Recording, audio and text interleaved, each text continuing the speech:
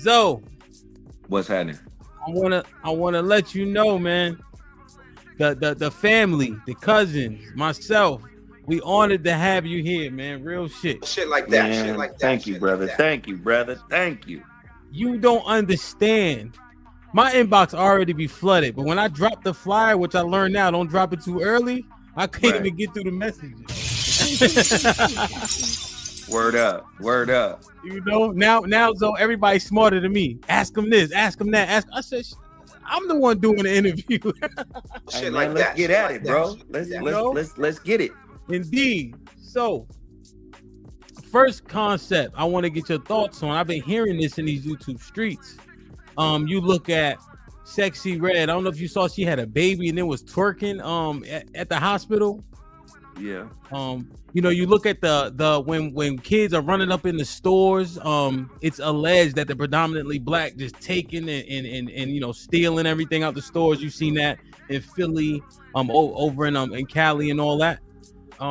In Philadelphia, I think it was November of last year, there were like 20 carjackings over 2 days.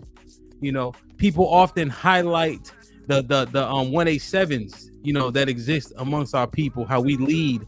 You know, the FBI 2019 stat shows that we committed 51% of the murders, being only 14% of the population. That's a 2019 FBI stat. Right. So my question is, I got to turn the music down, my bad.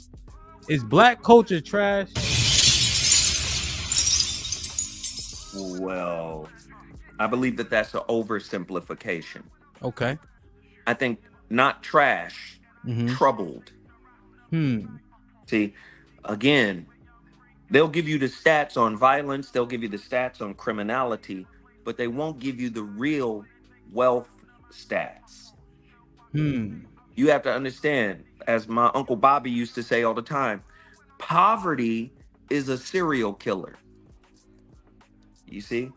So you look at Oakland, right? You look at Oakland, California. Oakland, they've been shutting down a lot of things because the youth is up there wilding. Yeah. Stealing, robbing, jacking, you know, whatever. When you look at black people in America, 14 million homes, right? 14 million homes, households in America that are black. 50% of those homes are worth $0. What That's 7 million homes that are below the poverty line. Man. Do you understand? So, you know, you get some people whose people made out okay. You know, they married into somebody who got a 401k, who's a boomer. You know, they had a good job as a boomer. You know what I'm saying? When you look at black wealth in America, we have less than we a little over 2% of the nation's wealth.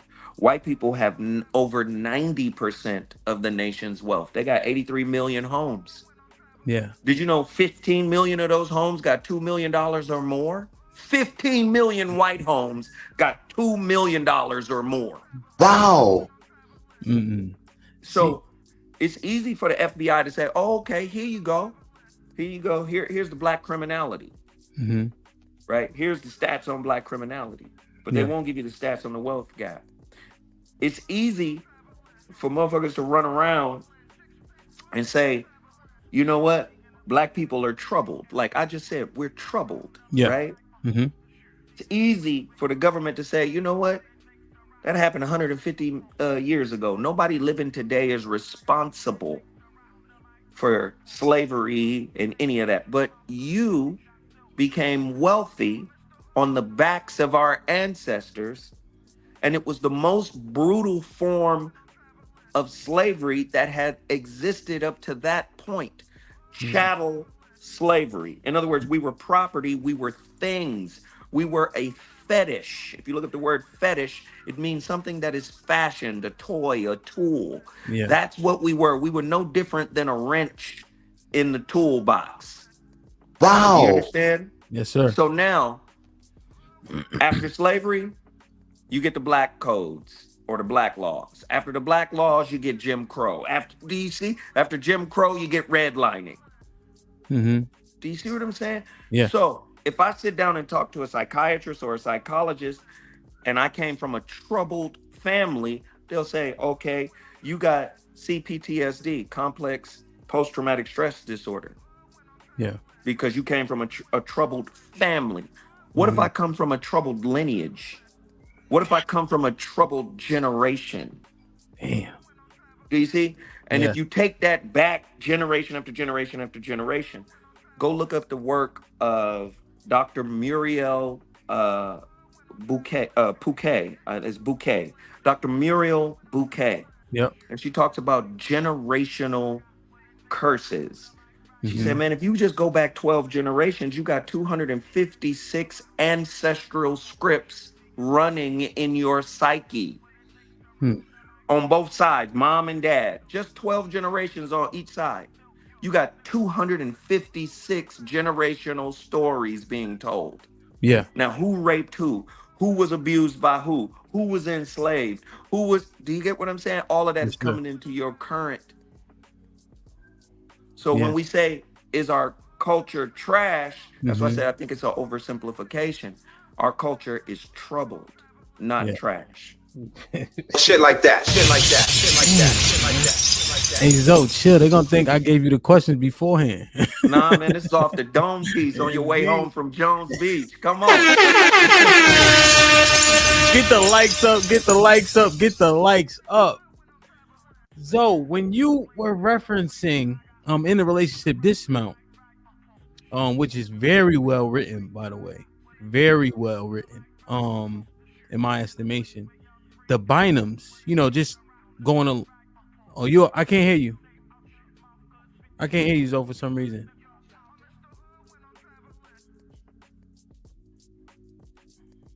Can you hear me? Say something? The sound went out for some reason. He'll be back. Like, share, subscribe, tell a friend, hit that like button right now if you can. That helps the channel the most. Callie Bev with the final says, you don't become an adult until you can challenge the beliefs you were brought up with as a child. Zoe Williams, 2015.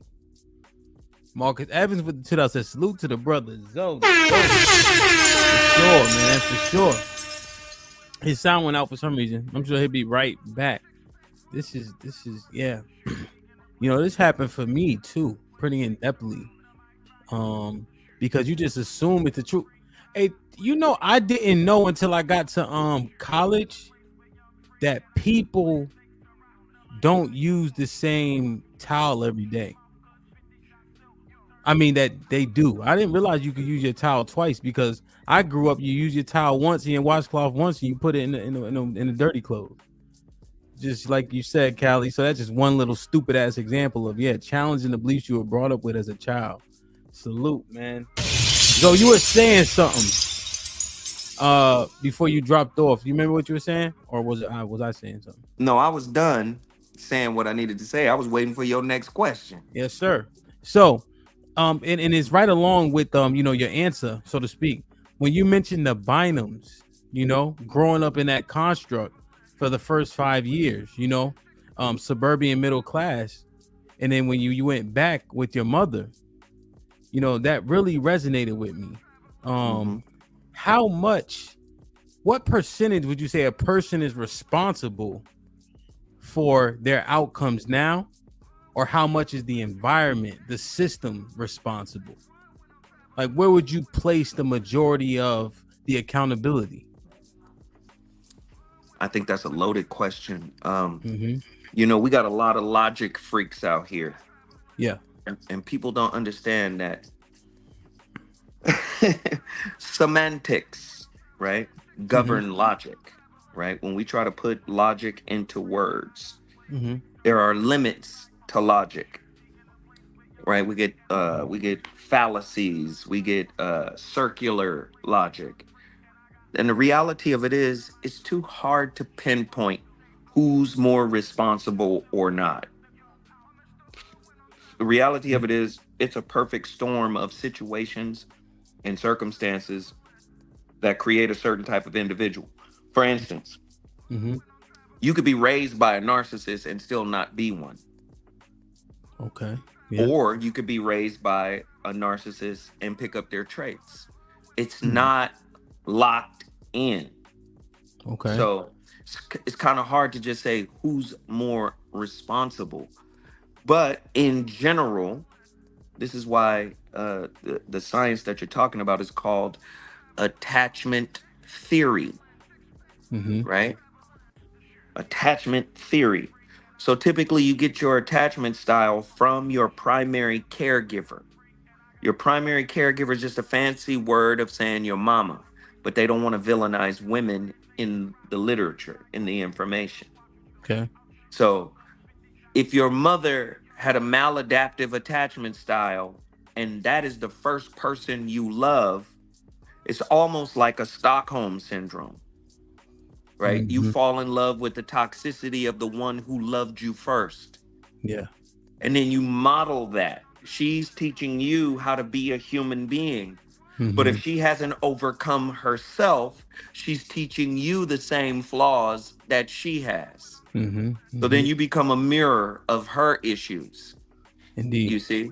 Yes, sir. And then if you're in a household that is toxic, if you are lucky enough to have or unlucky enough to have two toxic parents, if you go back and look at the dynamic of those two, according to the work of Ross Rosenberg in his book called The Human Magnet Syndrome, you look at his work, you might have somebody who is codependent or what he calls SLD, self-love deficient.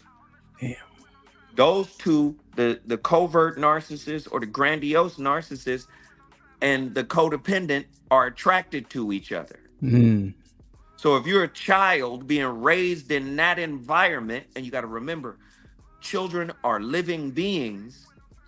So what that is tantamount to is a canvas that is alive, and it's in an environment that's toxic, and they're painting on this living canvas.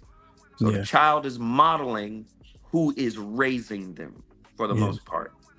So now you get 4 attachment styles. Right?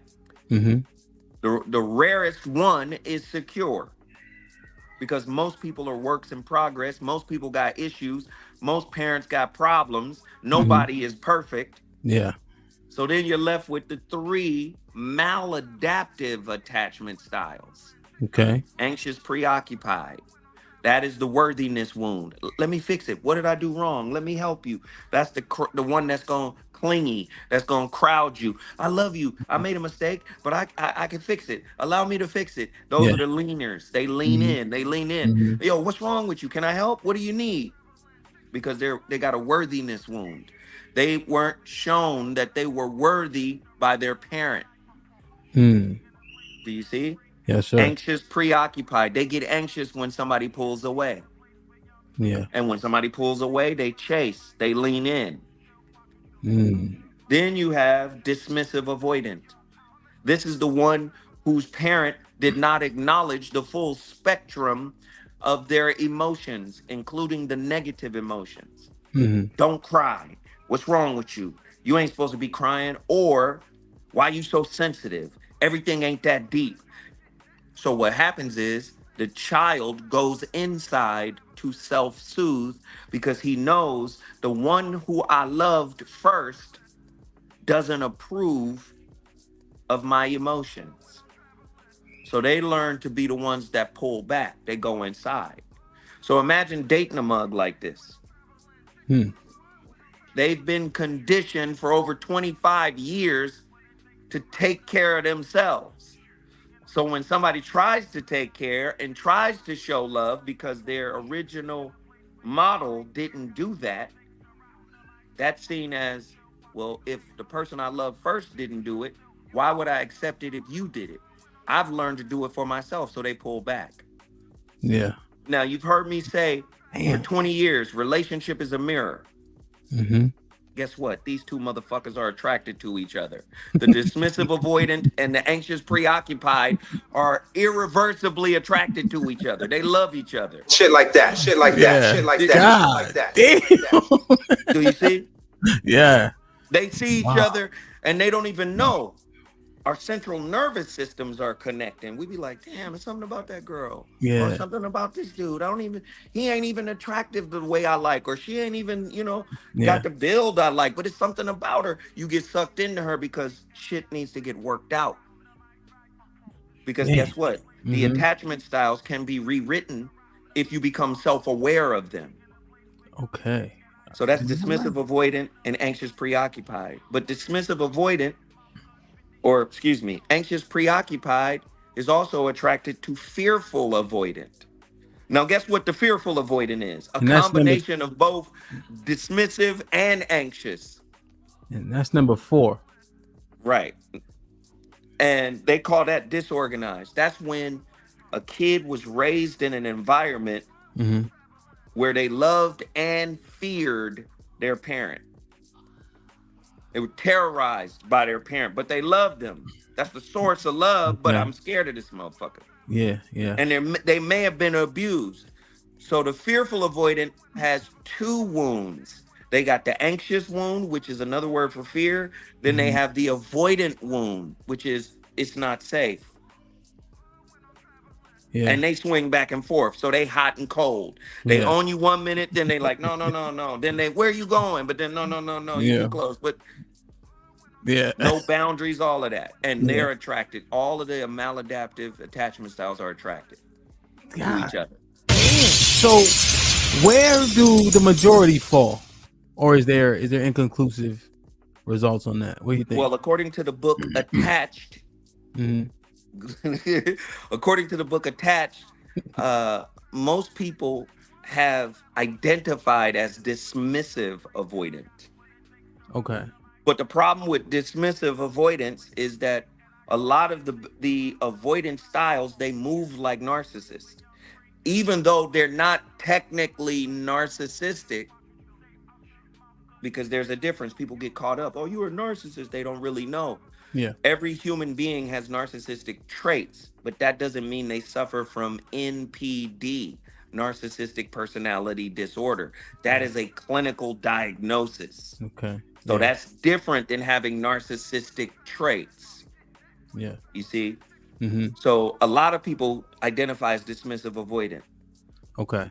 but the real numbers, I mean, they would have to go take the test. I urge everybody. That's the one test you take. Instead of asking the question, so tell me about your last 3 relationships and how they ended and what was your part in it. Yeah. That's the question we used to ask back in the day. Mm-hmm. Nah, don't ask that no more. Ask them, what's your attachment style? Yeah. Go online, take the free test, be honest, and see what your attachment style is. Because that's going to tell me everything I need to know. Oh, you're anxious, preoccupied? Oh, you're fearful, avoidant. Oh, you're going to be hot and cold, up and down, left and right. You're going to have poor boundaries. You're going to be Mm-hmm. on me one day. You're going to want to marry me one day. You're going to, and then 20 minutes later, you're going to be like, get out. So, you understand? You'll be able to understand once you figure that out. Indeed. Indeed. Man, I had so many questions pop in my head after you just finished speaking, but I want to ask this. So I use myself anecdotally. However, I feel, and I'm saying that on purpose, that majority of men tend to agree with these things, right? Just in terms of understanding the attachment styles, right? Don't cry. Use your words. Tears mean nothing. Men find solace and strength in suffering in silence, and it's very unsafe to be vulnerable with your woman. These are the sentiments that are often shared in this niche in a lot of the conversations we have on YouTube. What you think about those last 2? Suffering in silence is strength, and then being vulnerable with your woman, you have to be very careful about doing that. The word psychology. Yes, sir. You know what it means? No. Of course, the Westerner has taken the word and made it mean something else, right? Mm-hmm. The Westerner has taken the word, made it mean something totally different. Mm-hmm. The word psychology, psyche, ology, Greek, study of. Psyche is soul and mind, study of the soul and mind. Modern day Western psychologists, they say, oh, the study of the mind and subsequent behaviors. But really, it goes back to the study of the soul, right? So when you start talking about, and the question was again, just pinpoint it one more time. Yes, sir. It was two parts. So the first part was men find strength in suffering in silence. Right. So peep game, study of the soul. Remember that, right? Yep. Psychology. Remember that, right? Mm-hmm. The Westerner has fallen in love with logic.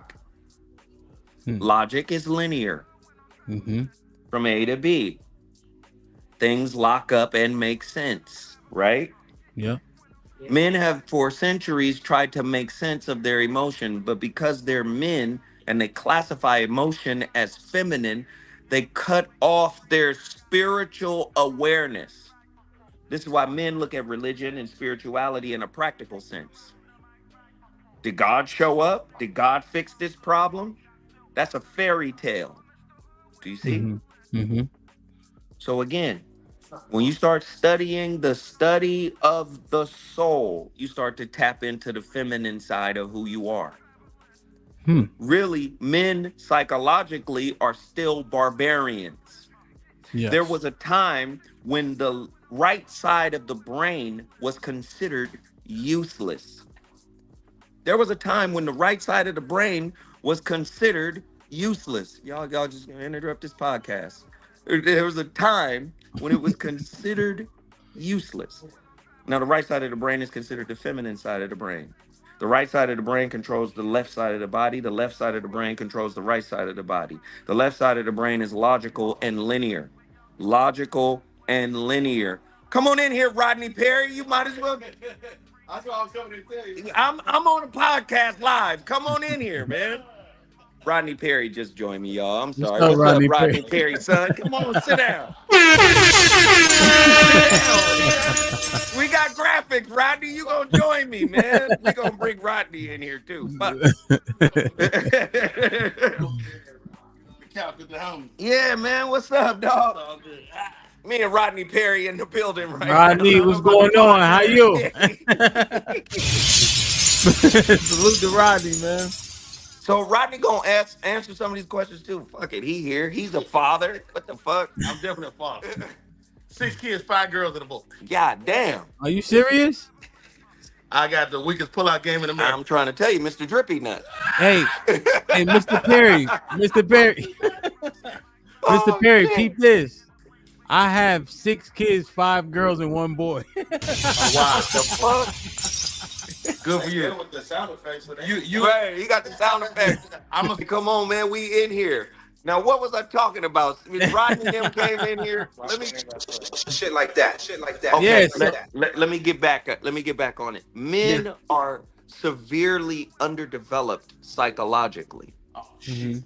No, seriously, because we don't tap into our emotions. We've been taught to fucking push the emotions down. They just volatile emotions. They shouldn't be volatile though. But that's just because people been looking at them from the outside. No. There's something called emotional regulation, and that's a human thing. And men haven't been taught how to regulate emotions because men have classified emotions as feminine. And it is what though? I hate to see old bitch ass niggas. I feel like that's circumstantial. No, it's not. It's psychological. That's the whole history I walked them through. Like how so? Let me give you an example. Don't mentally doubt yourself. No, I'm not. Yeah, anybody he wants a piece. I'm gonna give him a slice of cheesecake. No. Again, the man is ruled by a logical brain, a logical mind. But ain't nothing wrong with that. I didn't say anything was wrong. I'm saying there's a limitation to it. If you understand something about the brain, in order to maximize its capacity, you have to balance out both hemispheres. And I was explaining the history of, say, even back in the day when they had something called phrenology. When they tried to say different pieces of the brain was responsible for, Yeah. they've proved phrenology as wrong. Okay. But what you find is the brain has something called neuroplasticity. So if there's damage to one part of the brain, the other part of the brain will try to compensate for what was lost. You see? So when we look at the brain, we got the right and left hemisphere. Back in the day, they said the right hemisphere had no purpose because it was considered the feminine side of the brain. But then when they started to do more research into the brain, you start to find out that anything that has any kind of fucking meaning in life is on the right side of the brain. The left side deals with the deep spiritual stuff is on the right side of the brain, the feminine side. The creative stuff, the music stuff, all that, right side. So in order to maximize the brain's full potential, just like a battery in the car, you got the plus symbol and the minus symbol. They work in congruence. But you got white men who think men matter more than women.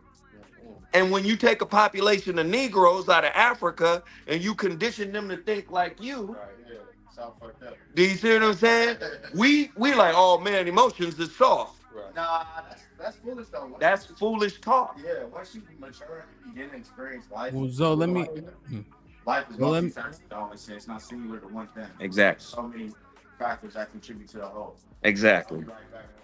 Let me ask you this. Considering, like you said, we are very barbaric. Mm-hmm. The majority of us, right, just through the conversations, agree that your wife or woman can't have male friends. What do you think about that? Let's just really break this shit down. Brother.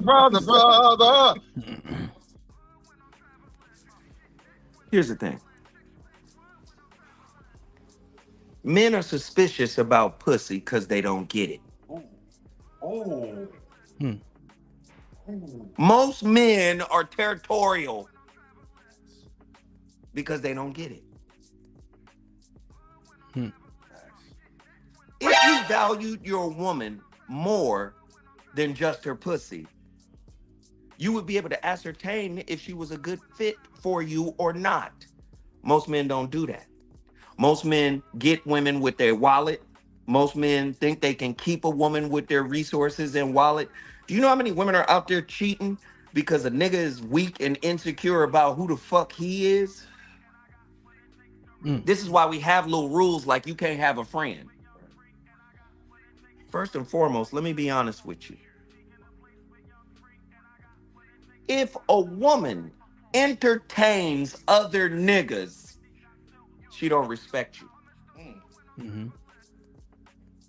It's really that simple. She doesn't respect you. It's not for the man to establish the boundaries. It's for the woman to.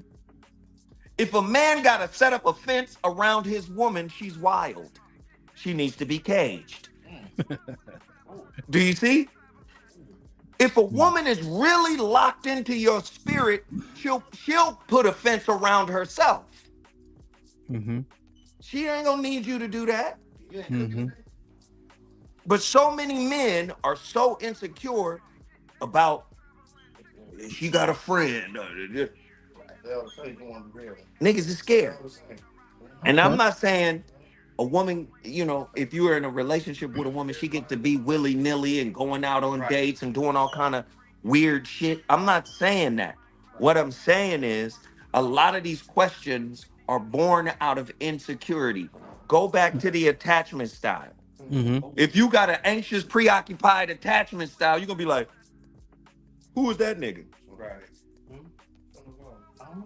Did you see what I'm saying when I talked about the attachment style? Yeah. When you find out what your attachment style is, you're gonna be like, oh, that's why I'm like that. Oh, let me heal that. Because a healed dude, a healed man is a magnet for all women. Healed and unhealed. They coming in because it's Shit like that. Shit like that. You see what I'm saying? A healed man, it's over.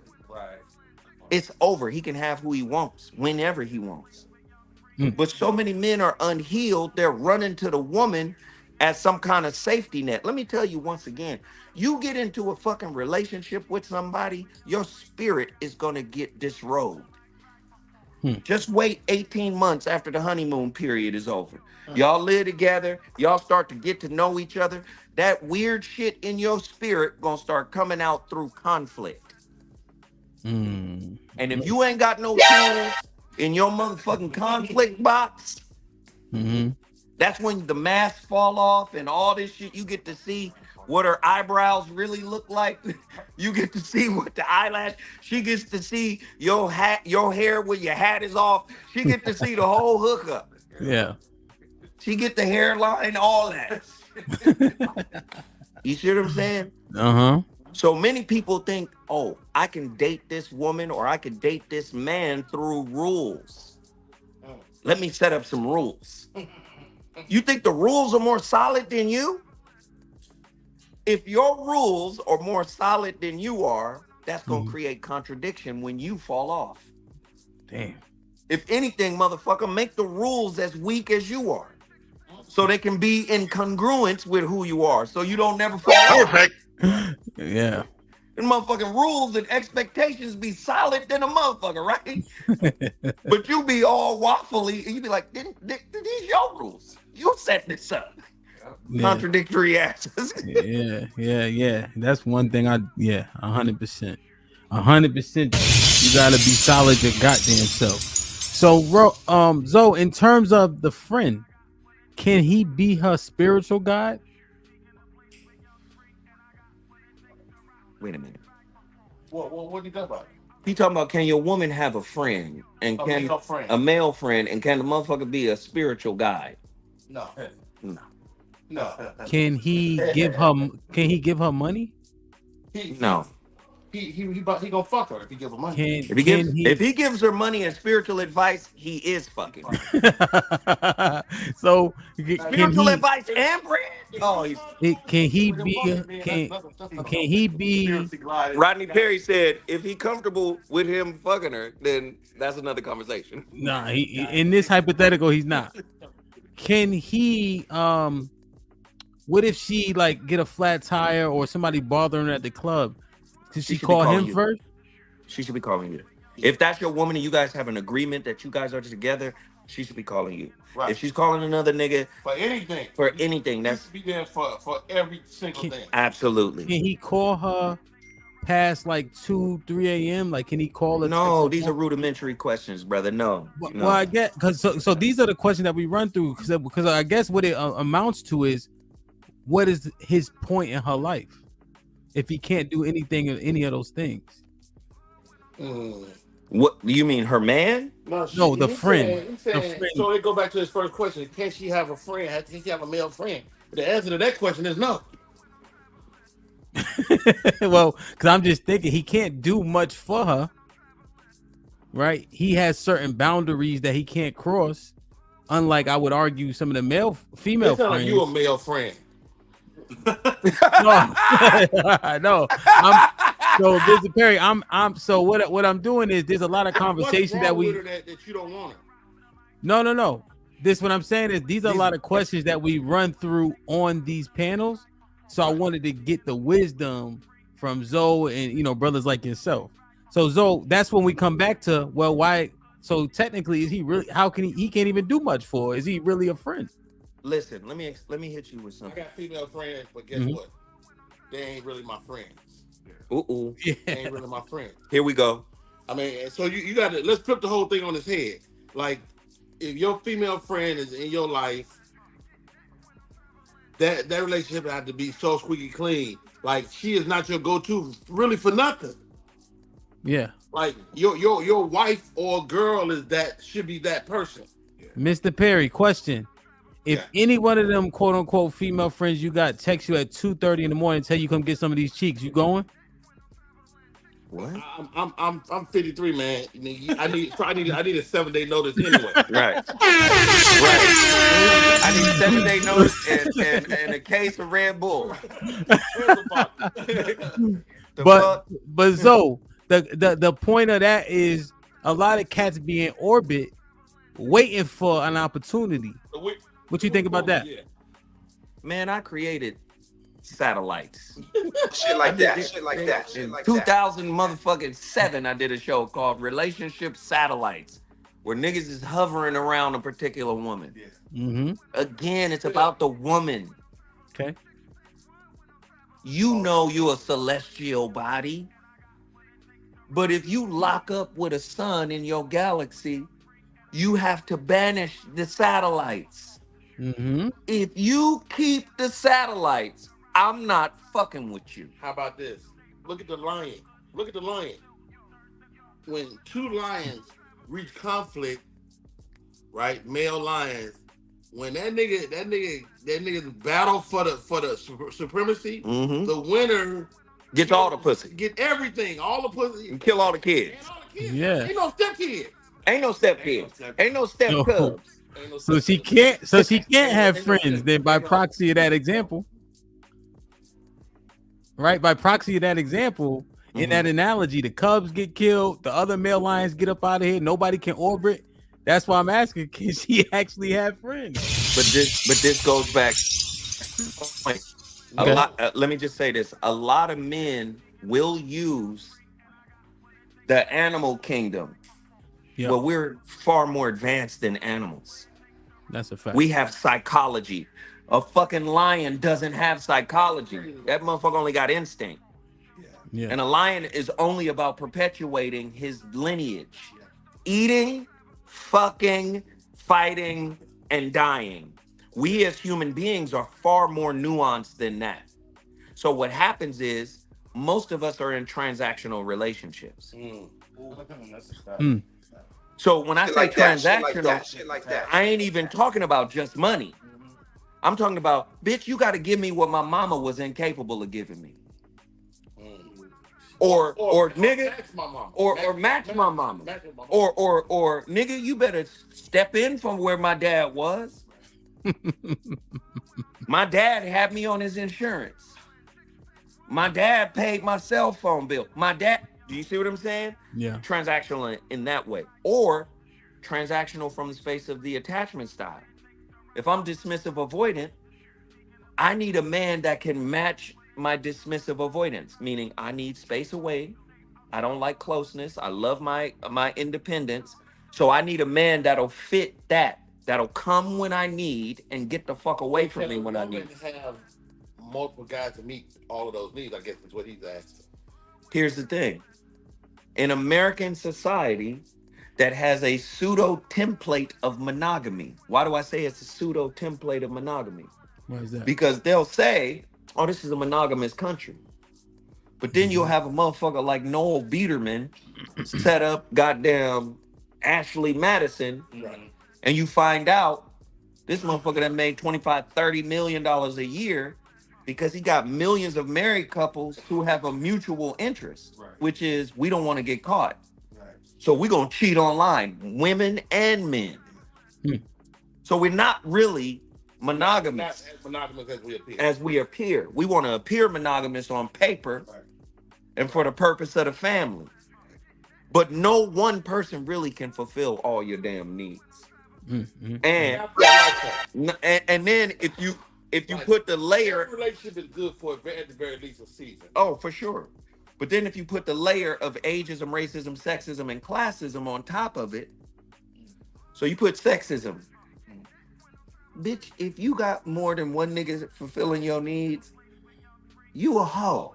Yo. You don't get your hoish ass out of here, bitch.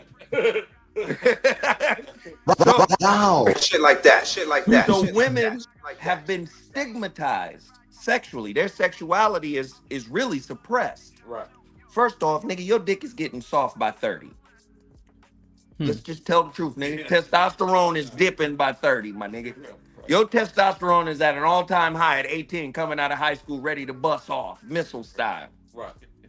She just getting warmed up at 35. She's at the beginning of her race, and you lagging. Nigga, you better. She's at the beginning of her race, but her job is to procreate. According to who? She's at her peak ability to make children at the same time you are. But again, In those 20s. But again, that's the animal. Nobody want no old bitch can't make no babies. That's true. But that's the animal. That's the animal analogy. Right. We dealing with an advanced psychology. No. I get what you're saying. I'm saying the idea of us being off balance is not 100% true because we're absolutely on par when it comes to making more of us, which is where we all biologically speaking. So, now, but what you're also saying is, nigga, after you bust off and I get these kids, kick rocks, because I'm gonna be ready to fuck later on. That's what you're saying. That's what it is. And that's why I'm trying to get you to back off that biological argument. Right. Because we talking about building some shit and staying with somebody and having a long-term healthy relationship. Right. But the reality of it is that pussy get hot at 35. Right. And that dick gets soft. Soft serve, come in there, hot 7 minutes, bitch. I got 7 minutes of fire. That's hot set. Like, I got it. Ain't like when you was 19 and your dick woke you up. Like, hey, get up, nigga. Ain't like that no more. See? Man, oh man. I know. We think we Motherfuckers ready. act like they not see Allison. Life be lifing and see Allison, right? Man. Well, or risen, right? RZN. Or He Is Risen. Do you know we done sold $20,000 worth of He Is Risen? What's He Is Risen? Oh, you don't know. Oh, God. You know what? I'm going to have to bless you with a bottle of He Is Risen. Yeah, okay. You're going to be like, Zoe? Give me Timber Box. I'm telling you. You remember that scene in New Jack City? when a motherfucker gave Nino Brown the crack, said, listen, man, this shit right here. Man, I be in the cigar lounge. Motherfuckers come in here and be like, What's those? you got 2 bottles? I'm ready to re-up, bro. He Is Risen. My homeboy. What's in it? He is. Him be? My homeboy is like he's like a Dr. Sabi. Okay. I brought him on the show. His name is Russell Harrison. Okay. He's 70 something. He put Bud Crawford on a whole dietary program and parents the champ before his fight with Errol Spence. And everybody in his camp said, nigga, we ain't never seen Bud like this.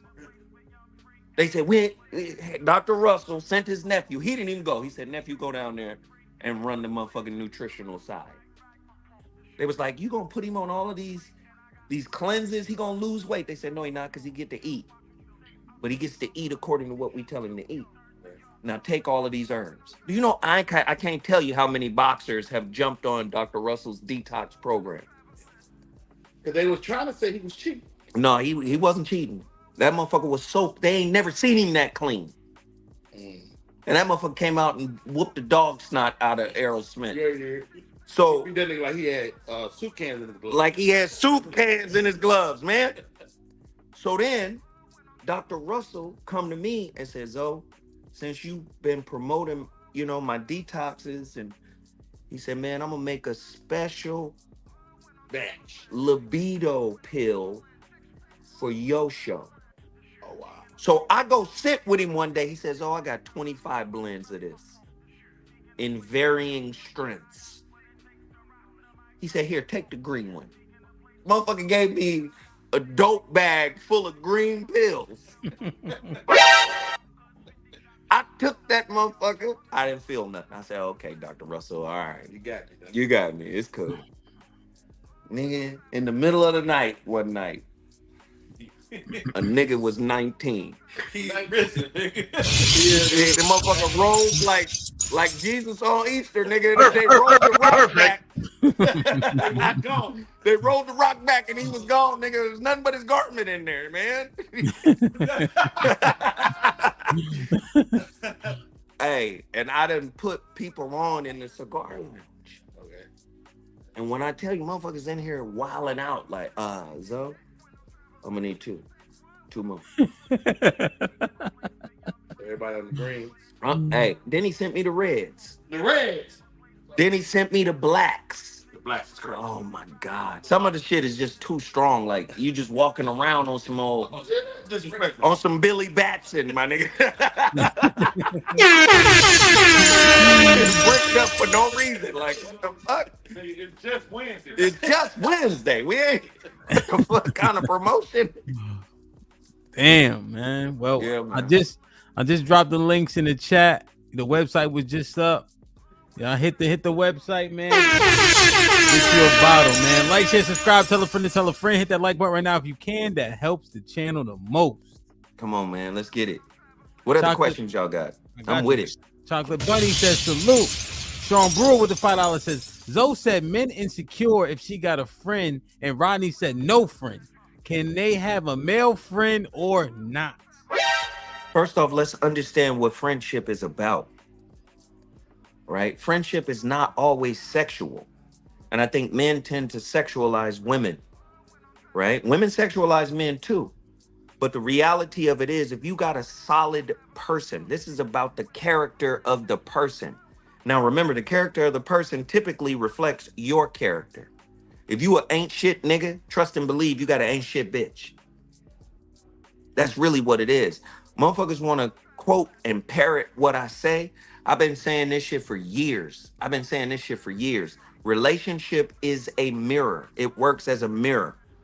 This is why the psychologists fuck with me on my show. They come to me and they'll say, Zoe, when you said relationship is a mirror in the relationship dismount book, did you even know that our central nervous systems are relating to each other? Did you know our attachment styles are relating to each other? I was like, no, I'm strictly going from the spiritual principle of it. So let's just deal with it. Can men and women be friends that are in an intimate relationship? I would say it depends on the quality of the character.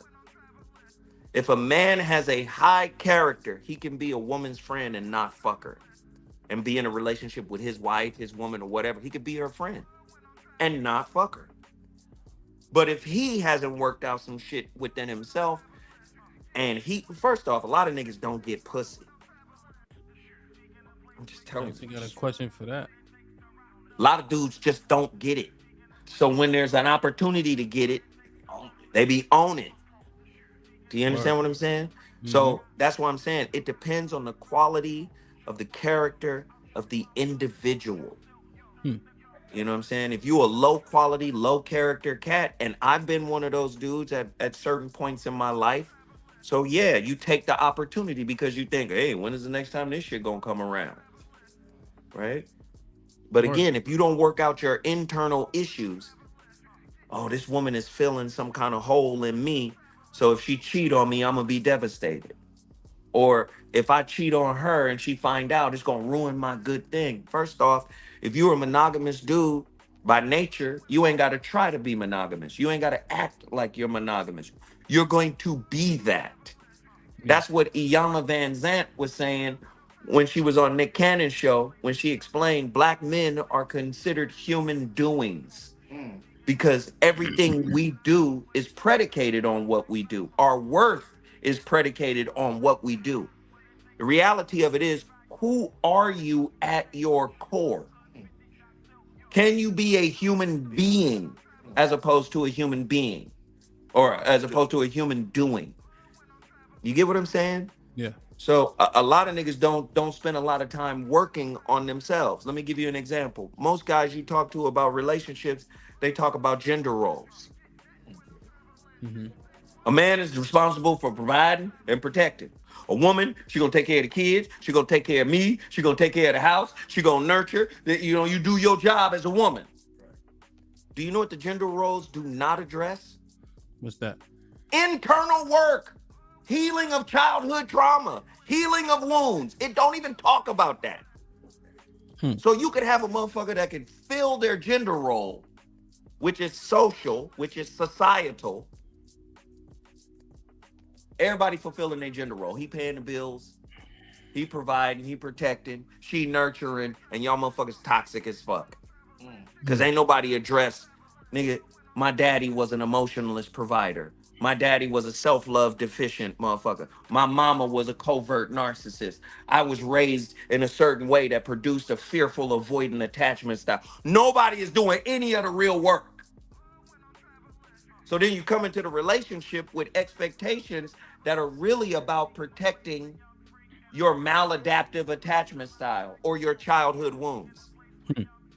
That makes sense. What I'm saying? Yes, sir. I got a So couple that's more. what I'm saying. These questions are like questions that a wound wrote. A wound said, "Hey, can my woman have friends? Cause I ain't gonna feel right. Get your puss ass. You don't get your hurt heart ass out of here, Wow. bitch ass nigga. Can she have a friend? Cause a friend could mean more. Oh, poor desert storm dick. You ain't had enough wet, my nigga. That you worried? Desert storm Wow. penis. Wow. Wow. So what you think about this, though? Mike Brown with the $5 super chat says, "For sis, LOL." He's asking the question. He says, "Ask them why do they think these young men these days are incel like? You guys familiar with that term incel? Yeah. What does that mean? Involuntarily celibate. So they don't approach women. They don't have access to women. They're recluse. What They does that don't. sound like? You're celibate. You choose to be though. But it's not spiritually based. What it's based on is you had a mother, nigga, that was disconnected from you. So here is that kind of mother is they have a definition for the father version. The father version is called the emotionless provider.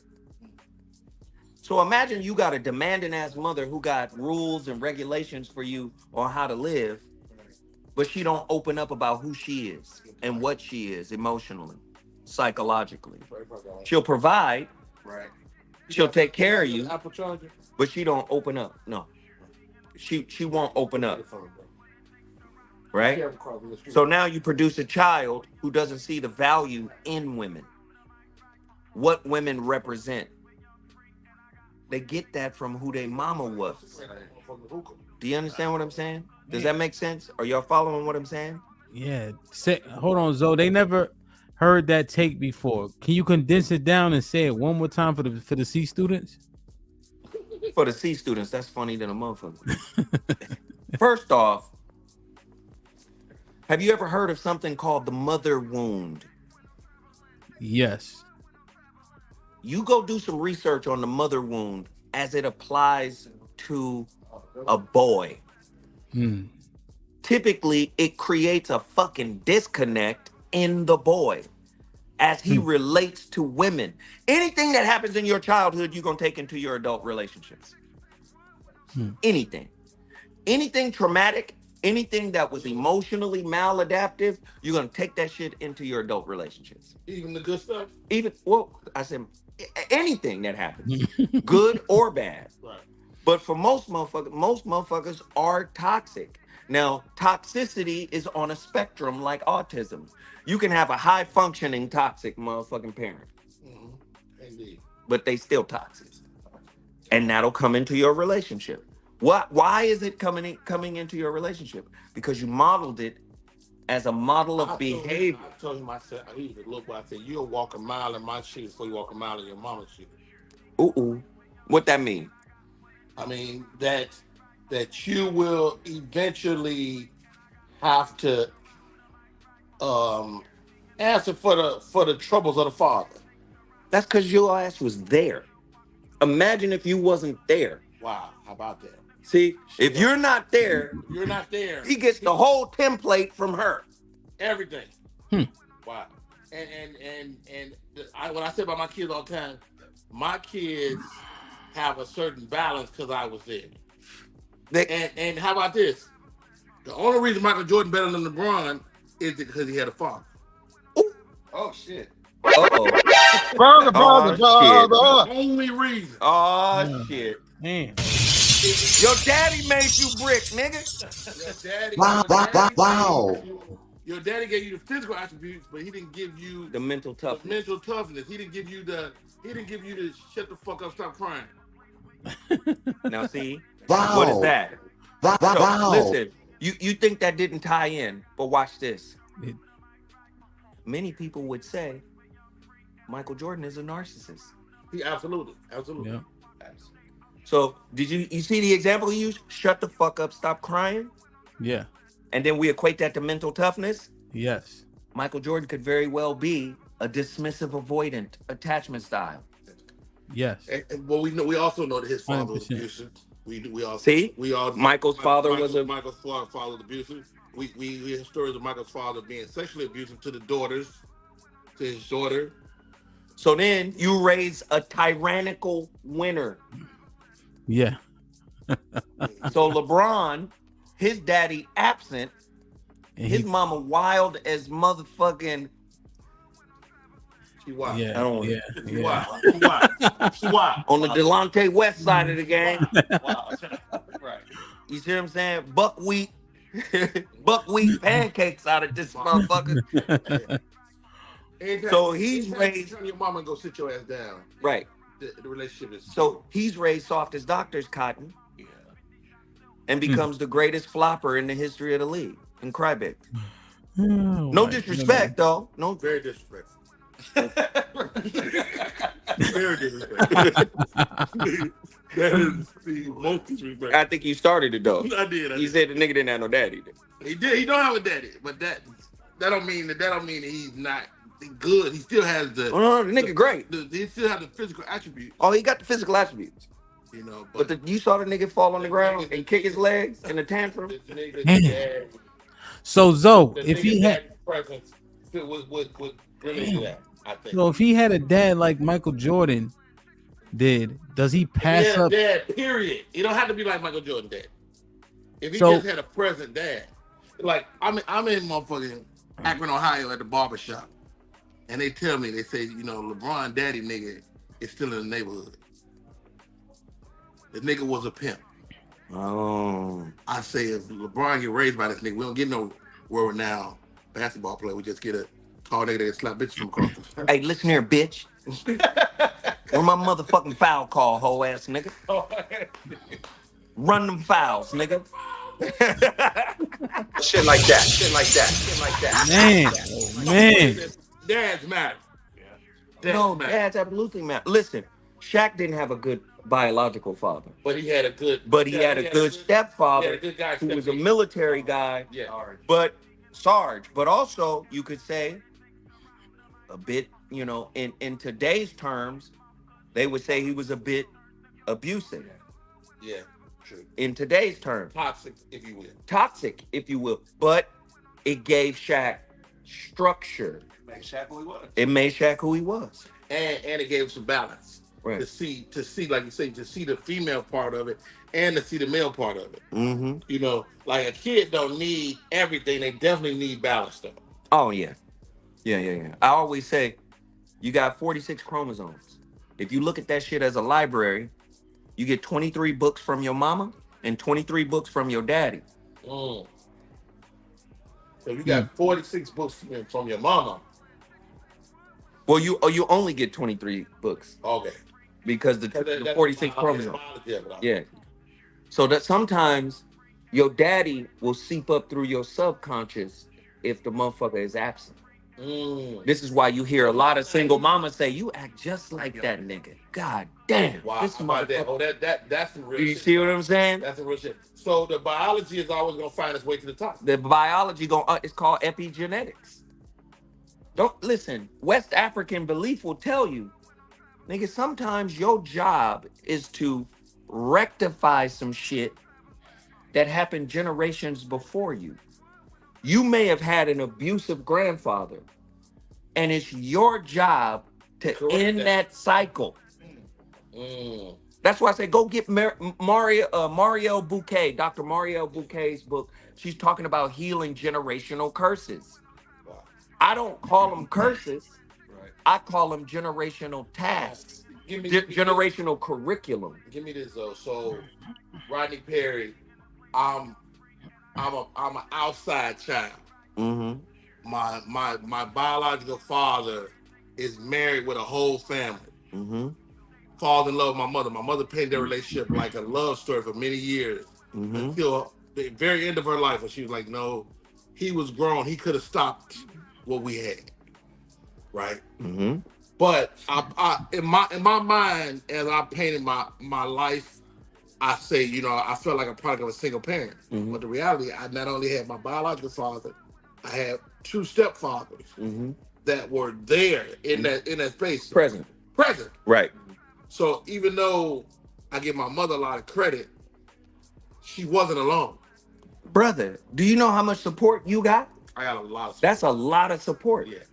If you got 2 stepfathers, you get 2 extra mindsets and what I call modus operandi. One dude may run certain things a certain way. Indeed. Another dude may run things another way. Then you got your mother. You got 3 different perspectives. Yeah. And then you can mold them into your own perspective, And I which got is my a biology that's in place that I really don't know where that's plugged in at. Do you see what I'm saying? Much later. Do you see what I'm saying? Wow, that's interesting.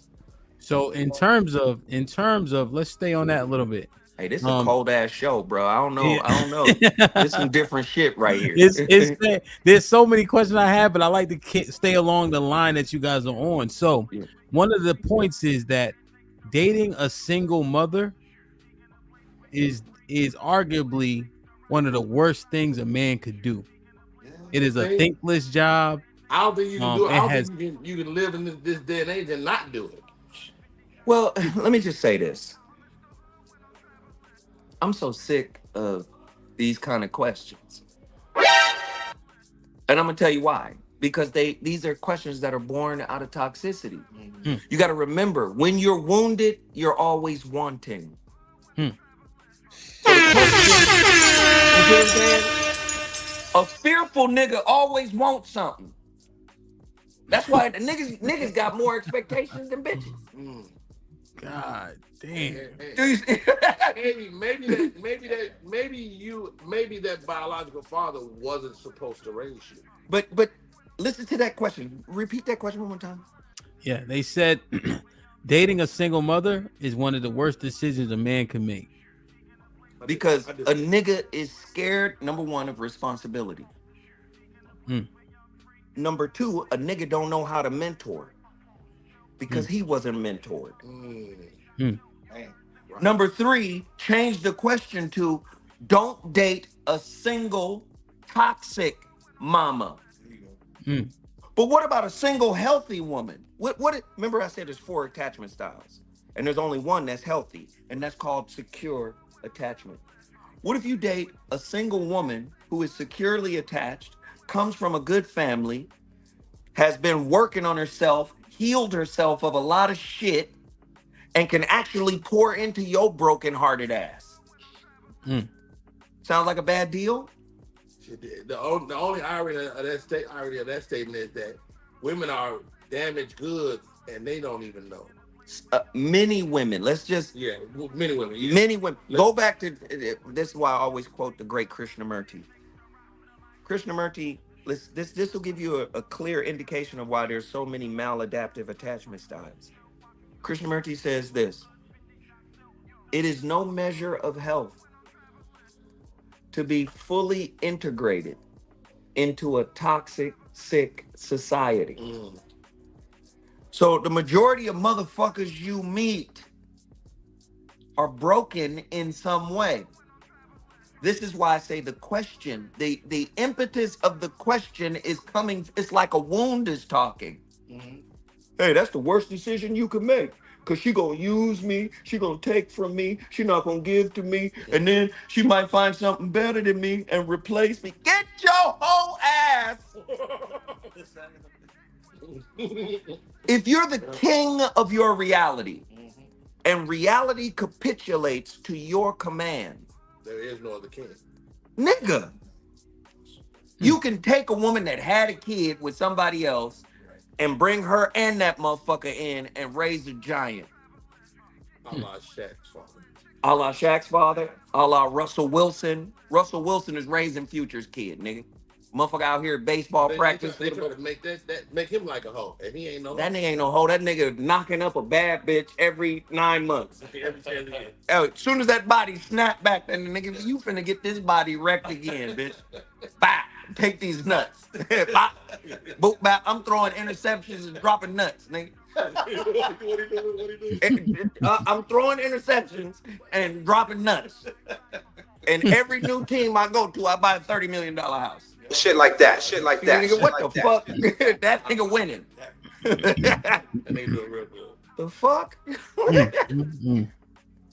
So you don't think it's a bad deal? You think it'll be a bad deal if the mother is broken?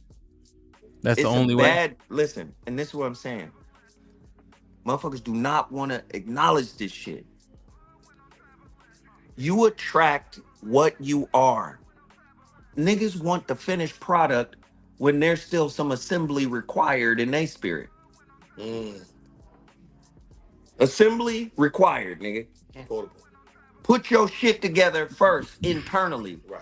Stop expecting a bitch to come in and be the mortar for your wall. You buy a bicycle for Christmas and the wheels already be on it. The wheel, you understand? You got to put the wheels on. So if you want a solid woman, brother, Be solid. figure out why you and your mama got a disconnect. Are you overly dependent on your mama? Do you have a mother wound? Do you have a father wound? What's your attachment style? What was your family's communication style? Do you know how you communicate in a family is how you communicate in your adult relationships? So what if y'all niggas was combative in your communication growing up? You'll be combative. You'll be combative in your communication in a relationship. That's gangster right there. Do you see what I'm saying? Wow. Like niggas don't. That's why I say niggas don't believe in the psychology of shit, in the spirit of shit. Niggas believe in society. And first off, nigga, if you're not the author, wait, let me tell you this. If you're not the author of the society in which you follow the rules to, you a hoe. You're a John. You're a John, nigga. You out here tricking. You're following the rules of the society. And you know who the motherfucking top dog in this society is? Not you. White men. They scared of you. They scared of you. So then you go in with his rules. Say, bitch, follow my lead. Nigga, where are you leading me to? In 2016, 1 in every 5 black men was motherfucking unemployed. Where are we going? So because you're not the full man you're supposed to be, standing on your own, creating your own way, right? She's judging you by the standard of a toxic society.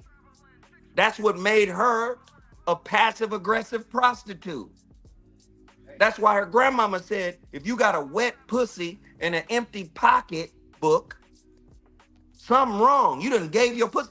Grandmama, you a hoe? Ain't nobody ever said, Big Mama, you a hoe? Is Goldie paying the light bills around this motherfucker? Do you see? Men, you are more than what you provide. That's why I always ask women, hey, can you name 5 currencies in a man that's worth more than the currency in his wallet? Bitches ain't even looking for those currencies. Nigga, we'll figure out those currencies later. Nigga, can we go to Ruth Chris? Can we go to motherfucking Nobu? Maestros, my nigga? You got motherfuckers out here talking about Cheesecake Factory. Cheesecake Factory is nice, bitch. The fuck? So all right, so let me give you a couple more of the arguments, and I have a different question. Hey, I want to hear some of the comments. What niggas saying? I want to hear. Right, let me read the comments. I'm being inflammatory. Let me read the comments. Like, share, subscribe, tell a friend, hit that like button right now if you can. That helps the channel the most. Anthony Damone says, with the $2, says, hopefully y'all touch on religion and beliefs. That's cool. True. Red Pill Ranger with the $5 says, I remember when Zoe put them elbows on cornball Aries Spears. Shit was hilarious and well deserved. He never been funny. Ah, damn. I think Aries Spears is funny, though. As Ava the $2 says, my friend wants to know if that will move women. My friend wants to know if that will move women. What part exactly? If what will move women? Let me hear it. Yeah, they'll clarify and then we'll answer. Sean Brewer with the $5 says, Zoe, can your lady have a friend? If so, can he do any of the things Hemp asked you? Men want two chicks. Let's stop denying it, though, especially if she cute. Men want 2 chicks. He might have some typos. I'm trying to understand it. Let me see. As Ava the $10 says, men want to stay. Okay, so I'll go into this one.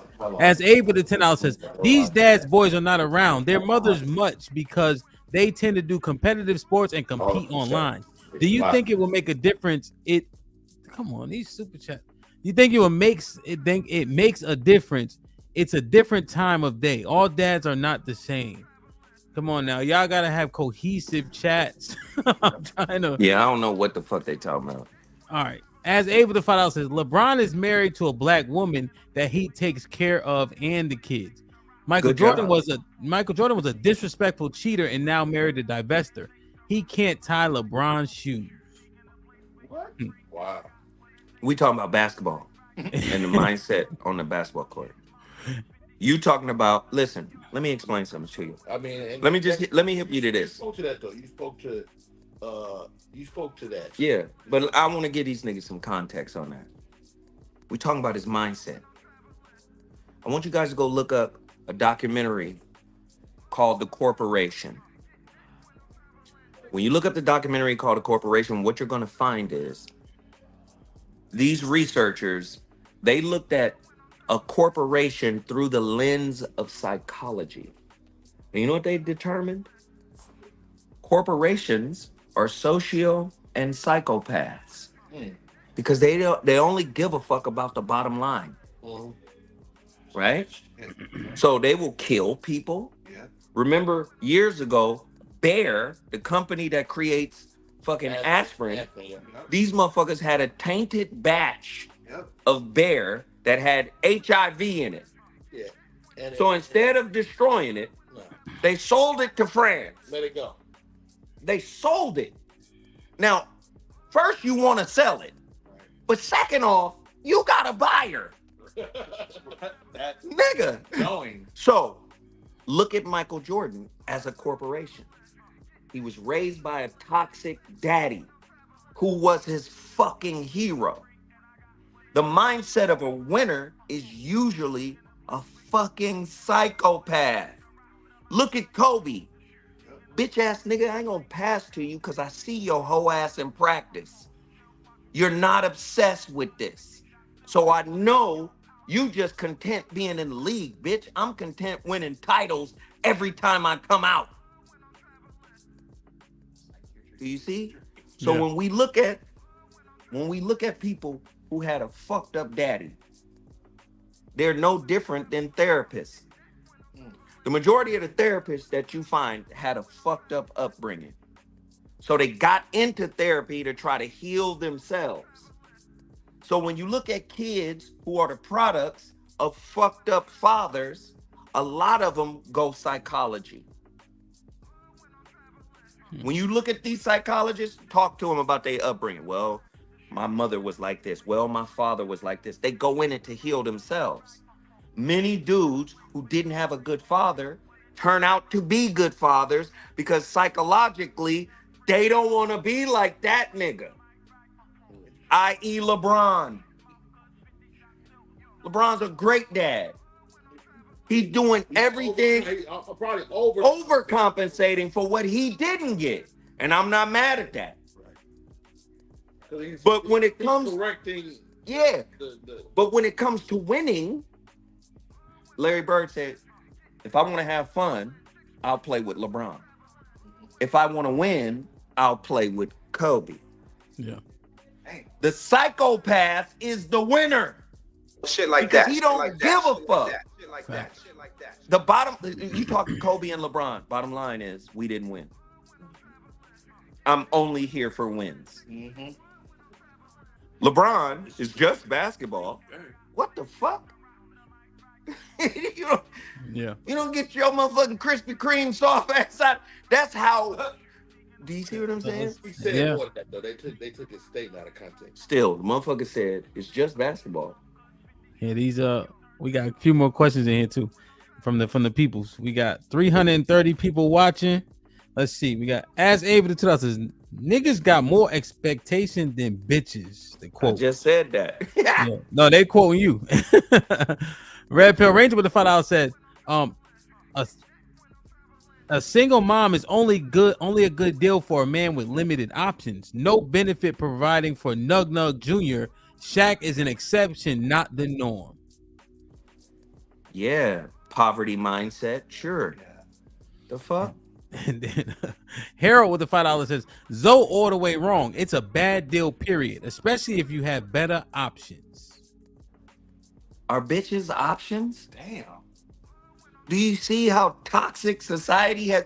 You don't even hear yourself. You think you smart than bitches are options. Okay, fine. If you think that way, that makes perfect sense. What I'm trying to explain to you is twofold. Relationships are not just social, they're spiritual. Relationships are designed for you to work out your internal issues. Carl Jung says the subconscious is the storehouse of all the fuck shit you've endured. So it rises to the surface of consciousness to work itself out through relational conflict. So here you are talking about options. I got better options. Okay, she might be single, no kids, young, ready to be with you. Fuck that single mom. But she also might be unemployed. She also may have satellites. She also may be fearful avoidant.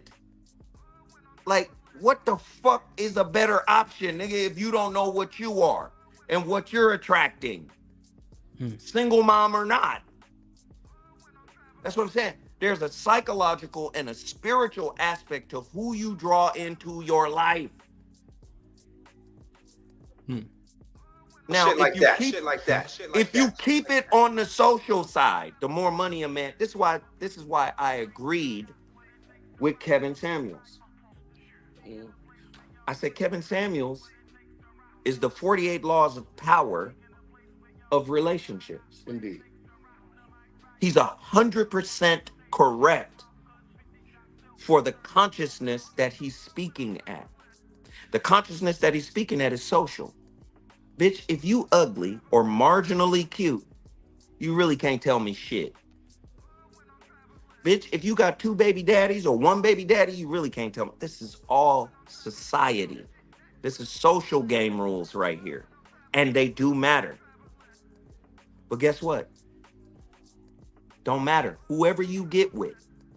After that 18-month enhancement bias honeymoon period, the mask you wear, the psychological mask you wear that Carl Jung talked about is going to come off. And when it comes off, it's going to manifest itself as conflict in relationship.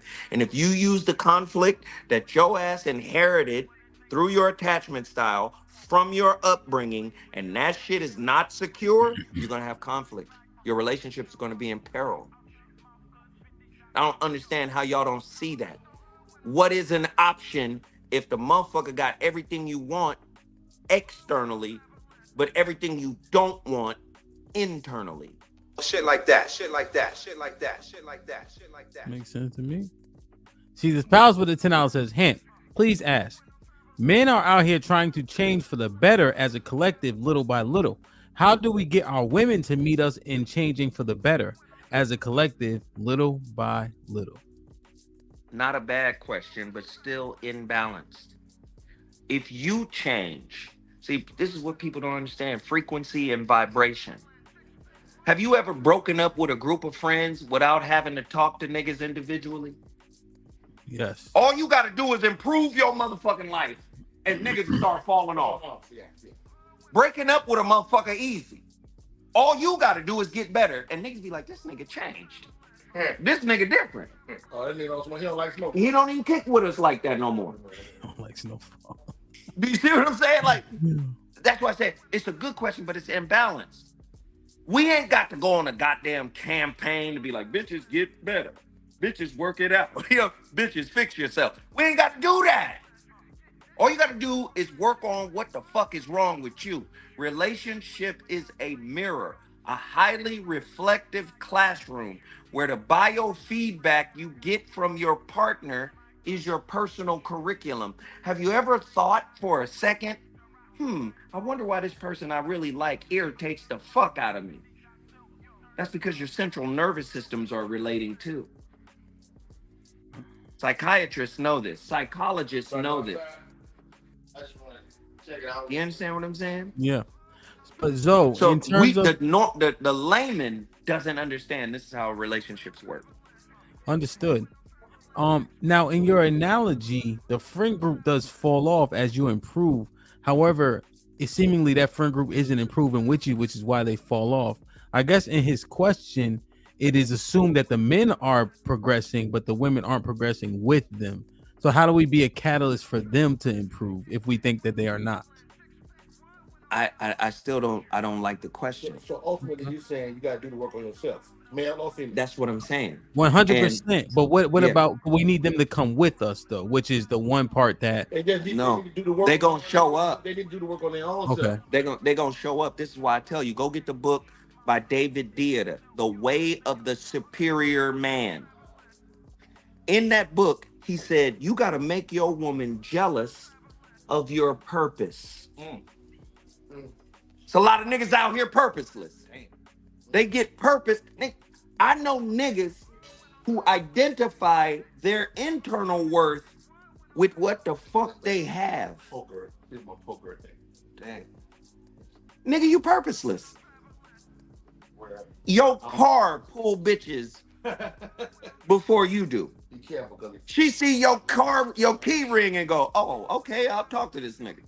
You didn't draw her in, nigga. The car did. Mm-hmm. She find out that you work for a Fortune 500 company, and she go, oh, this nigga, he got some resources. Nigga, your resources is the Mac.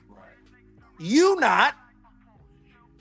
So again, in the book, The Way of the Superior Man by David Deida, said, fuck your purpose just like you fuck your woman. He said, you got to fuck the shit out of your purpose. And that will make your woman jealous. Do you understand? Yeah. Most men don't have that mindset. Wow. I mean, I'm guilty of that. Just, I've always had my purpose, my thing. And that thing, and she's definitely been jealous of that in many different junctions through our relationship. See? Perfect example. Yeah. So again, it's really about if men want better choices, they want better women, you get better and they will come. In my book, The Shrouded Lighthouse, I say you got two lighthouses. Two. If you know how a lighthouse works, you got wayward ships that can't see the shore. A lighthouse flashes a light out. The ship go, okay, there go the shore because we see the light. Yeah. I say you got a visible lighthouse and an invisible lighthouse. The visible lighthouse is your characteristics. Oh, this motherfucker funny. This dude is handsome. Oh, he's intelligent. He's charismatic. These are the visible light in your character that a person can see readily. I said, then you got a dark lighthouse. This is your shadow lighthouse. Now, guess what? The light spectrum will tell you, nigga, the shadow world, shadow light, those bandwidths are way more than the visible light spectrum. You got X-rays, gamma rays, ultraviolet rays. Nigga, that's dark light.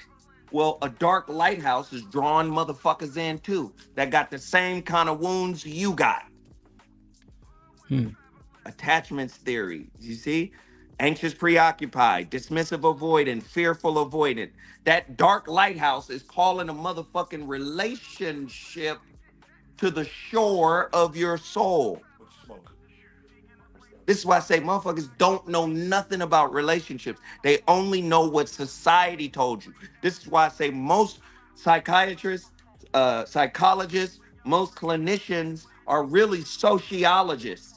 They're trying to fit you into a social box. Oh, by this age, you should be ready for marriage. Oh, by this age, you should be ready for children. Oh, by this age, you should have your life together so you can get married. It's a social trap. But you can have everything society says you're supposed to have lined the fuck up. And if your spirit is ajar, if you are a spiritual pauper, if you broke and impoverished spiritually, you're gonna attract a spiritually impoverished motherfucker so y'all can work it out. Does that make sense? That makes sense. That makes sense. That makes sense. So your significant other is a mirror of you. Exactly. Look at this one, Zoe, and Mr. Perry as well. If you're gonna chime in, there was a one above that said men want to stay home and take care of kids. Have you guys heard about the drizzle and house husbands? I'm not mad at that. Listen, man. Listen. Again, this is a social question, and I get it. What's drizzle? What does that mean? You get the sprinkles and the soft life niggas that want to just live a listen. Is that a soft life? Let me break down this one real quick. So house husbands, a brother, one of the young boys that I learned a lot from, his name is Cheeky Banner. He's been saying house husband since beginning of last year. And now Drizzle does something. Drizzle blew up a little bit. But no, so here's the concept. Is that because when men suffer so much during divorce and things of that nature, right? When they're out working, alimony, even though alimony is only 15% of the population that divorces, right? Alimony, she gets allocated to kids, and there's child support. So now, if she's the one out working, essentially, if divorce happens, which it happens 50% of the time for first-time marriages, she assumes all of the risk. Right. And he gets his kids and doesn't lose and everything like men are now, especially since women have asked for equality. So I think it's cool in this regard. Okay, you get to experience what bitches have been experiencing. To me, that's a hoe ass nigga. It's a lot of niggas who want to experience some of the advantages that women have gotten in society. And I'm not saying it's a bad thing to be a house husband, take care of your kids, you know, your woman. Should come on back. Oh, you know what? I think his phone was dying too. Let me see if he come back. He goes. Hey, Zo, you have. Nigga. Oh yeah, you got a phone call. Who?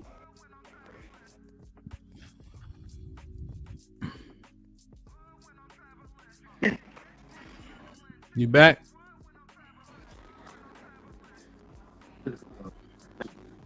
You back? Let me see.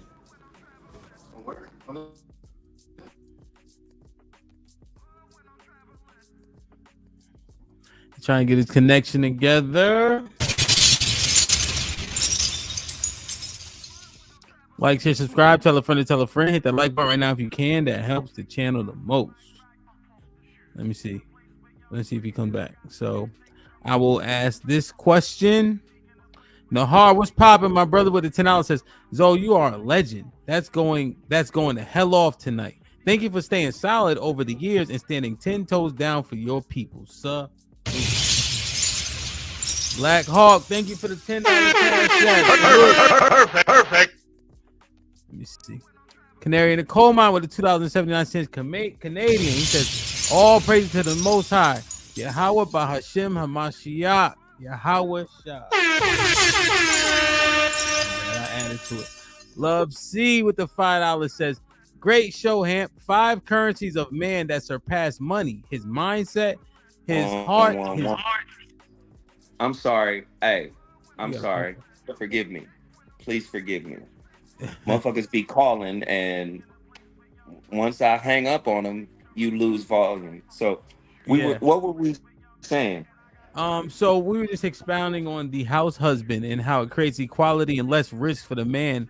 It's seemingly a mitigating factor, especially since women been asking for equality all this time. Let me just say, man, it's all good. I'm all with equality. Isn't that what feminism started out as? Equality? Yeah. Right? I think feminism don't benefit the black woman ever. Well, no, but this is what I mean. Born out of the woman's suffrage, Right. right? White women started to understand some shit. Hey, we ain't got no power. If you remember, back in the day, always keep step with the white male. no. Back in the day, you had something called paternalism, There you go. So, right? What up, Grady? Ray Grady just jumped in here. We about to really turn up. Hey, what up, Grady? My nigga, say what's up, man. We on this live podcast. Grady, Say what's what's poppin'? How you? What's up with you, Grady gonna talk to y'all too. We gonna have Grady jump in this motherfucker, man. that's why when I hit you, you ain't answer the phone. Hey, motherfucker, I'm live. Gonna get your small built ass out of here, nigga. He keep getting phone calls. Hey, Zo, your volume went out again. Yup. Yeah, his volume went out again. He gonna have to put his shit on Do Not Disturb. Zo, you might have to put it on Do Not Disturb so they don't keep knocking you in and out. You gotta go out, come back in. Damn. All right, let me see. Love C, I'm gonna read this on the thing too. Harold, I'll read this when he come back. CJ with the $2 said, what the hell is Zoe talking about? Wife school was popping with the $5 to salute Mr. Zoe. You are an intellectual breath of fresh air in these YouTube streets. See this pals with the $5 says, all right. You back? I'm back, man. Shit. Yes, sir. Phone is just heating up. All Yes, right, sir. where was we? Because in a minute, I'm gonna have. Go ahead. Go ahead. What you about to say? No, just where were we so I could tie this shit up. Let me get my cigar. Oh. Get your cigar. Yeah, the just the equality of being a house husband. You know, they're in less risk. So let me just go back, man. First off, everybody know that marriage is a bad deal for a man. Go get Helen Smith's book. She talks about it, right? Men on Strike is the name of the book. I done gave out about 10 books during this conversation, right? Go get the book Men on Strike by Helen Smith. And she talks about how structurally, socially, marriage is a bad deal. You can lose your kids through divorce, alimony, all types of fuck shit can befall a man, right, because of the gender roles. Oh, she needs to be taken care of. There's strength in numbers. So now, since that book has come out, there's been a slow progression towards equality in the legal system. One of those slow movements is they said, you know what? Lawyers are trained to win. So when a couple is divorcing and they lawyer up, lawyers is like, drag that bitch through the mud or drag that hoe ass nigga through the mud because they're trained to win. Yeah, it's not for the family to win. So what they've done, they recognize that, hey, we fucking up families too. So what they've done, they said, okay, let's add mediation. The mediator comes in with the win-win mindset. Listen, we don't want to take this shit all the way through to trial. What do you want and what do you want?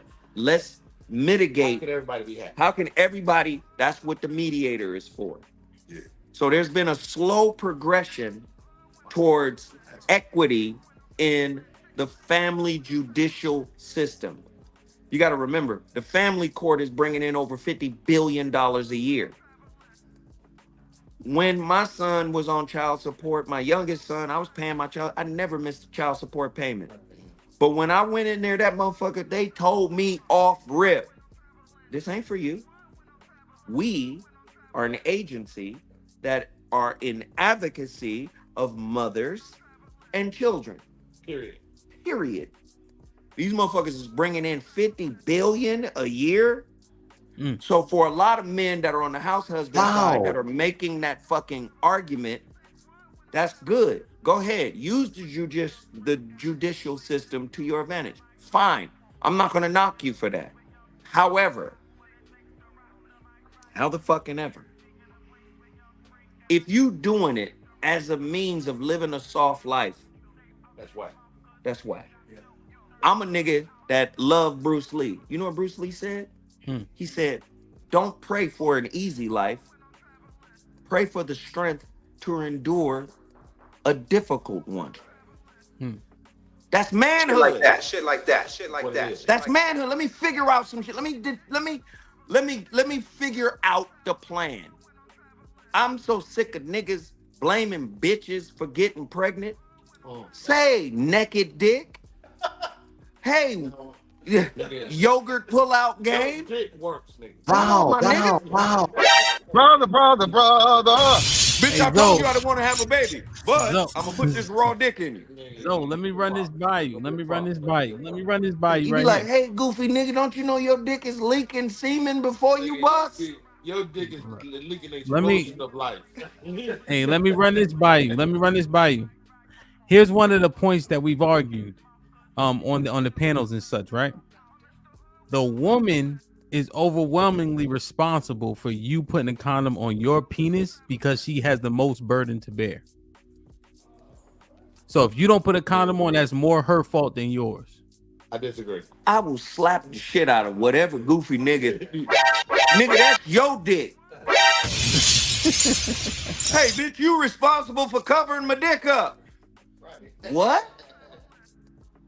Nigga, just put it in reverse. I'm never going to fuck without a condom. So if you pop up pregnant, that means you got side sausage.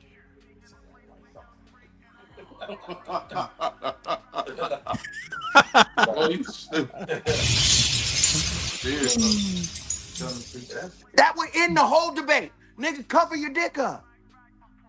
Let's wait a minute. Let's not even talk about STI, sexually transmitted infection. Should we? Okay, can we talk about STDs? The STDs are the ones you can't get rid of. It's your responsibility to cover up my dick. You sound absolutely stupid. You sound like a nigga walking around slobbering on himself with a goddamn helmet with no face mask. But we all give him. Wow. Man. Nigga, I'm scared of raw pussy. Damn.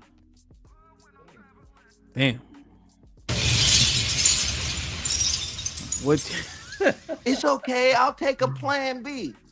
Bitch, you can take a plan A to Z. And I'm just not gonna do it. Yeah. That shit happened to Shit me like one that. time. Shit like that. Shit like That that. shit happened to me one time. Sister said, I'm not having an abortion. Daddy. The nigga 22 right now. The nigga 22 years old. Shit like that. Shit like that. Shit like that. My nigga called me the other day like, hey, Dad, what's happening, my nigga? I said, I'm glad you grown, little nigga. I fuck with you, dog. The fuck? Y'all niggas is crazy. So let's stay on that path a little bit. How do I want to ask in what order? Let me ask you this question. So we had an argument. Should we be actively seeking a mate that would generate a great child? Should we be actively? Niggas think pretty bitches generate great kids. Not necessarily. Pregnancy change her body. I'm saying the average motherfucker, he don't know his communication style. He don't know his attachment style. He's unaware. He know he been through some shit. He just doesn't know the repercussions of what he's been through. He see a bad bitch. This nigga has been conditioned to tap dance like one of them little street performing monkeys. That bitch gave me her number, dog. I'm finna fuck this bitch raw. That's the average dude. The average dude is not self-conscious. Let's just be honest. The average dude is not self-conscious. And then when we go into relationships, we are going in because we're looking at this woman as some type of relational multivitamin. Whatever I'm lacking, she's going to provide that. Damn. Shit like that. Shit like that. So let me ask you this. We argued this up and down. You see the stats that correlate with being raised by a single mother. The outcomes for those children are not great as it compares to a nuclear family. We were having a conversation. We were speculating who is majority at fault. The father that was absent. Hold on, they talk. Can you hear me okay, Zo? I can hear you. The father that was absent. Who's more at fault? The father that was absent or the mother that was there? How you doing, man? Good, man. Again, I think I've answered these questions before you even asked them. Again, a woman is gonna choose a nigga based on her wounds, not based on, you know, what she needs. How many times have you seen a woman turn down a good man in favor of a fuck shit nigga? Often. And vice versa, right? Yeah. Again, we choose based on what we haven't worked on. That's doing the choosing. This is why you have so many maladaptive families. We are choosing from fear, ego, emotion, and unhealed childhood hurts. That's who's picking our partner. So to distill it down to who's more at fault, to me, it just doesn't work. Like, you get who you are, both men and women. You can't have better than what you are. Just Okay. can't. So you're Let me give you an saying example. Let me give you an example. okay. There's a relationship scientist out of UCLA. His name is Benjamin Carney. Go get his book called Intimate Relationships. It's his textbook for the class. It's about 800 pages, but it goes through all aspects of relationship. I done bought 3 or 4 editions of that bitch. Go get it. In the book, he talks about, can you be with somebody that's better than you or worse than you? Because a lot of motherfuckers seem to think they better than the motherfucker they chose. This is a relationship scientist. He's been at UCLA for over 20 years. Motherfucker said it's impossible for you to be in a relationship with somebody better or somebody worse. You typically get somebody who is statistically within 2 to 5 points above, below, or exactly where you are. So relatively speaking, you get what you are. You're not gonna get some shit better. Okay. So what does that create? The mindset of I'm better than you. You know what that creates? What's that? Blame over claim. Motherfucker would rather blame the motherfucker that is in their life than claim the fact that they chose them, than claim the fact that they ignored the fuck shit in the beginning. Yeah. Do you see? Yeah. Okay. So Okay. the whole who is more at fault shit is like, nigga, you got some fucked up shit because you fucked up. Word. So Zoe, okay, you actually kind of just gave the C student answer, honestly. Right there. But that it so if I were to, it's almost like you should expect that outcome. The reason why you can't expect the outcome is because of what Carl Jung said. What did Carl Jung say? Carl Jung said, most people, Yep. he said, no matter how absurd, will avoid looking at themselves. So most people spend the majority of their lives ignoring what the fuck is wrong with them. Yeah. And that gives them a coupon to blame the motherfucker that they brought into their relationship. Shit like that. Shit like that. Shit like that. Shit like that. Let me ask you this. Let me run you by another goal back and forth we have. The single mothers, right, are to blame for the state of our community. Men, brothers, did y'all hear this question? What you say? Y'all gotta hear this motherfucking question. What you say? The question is,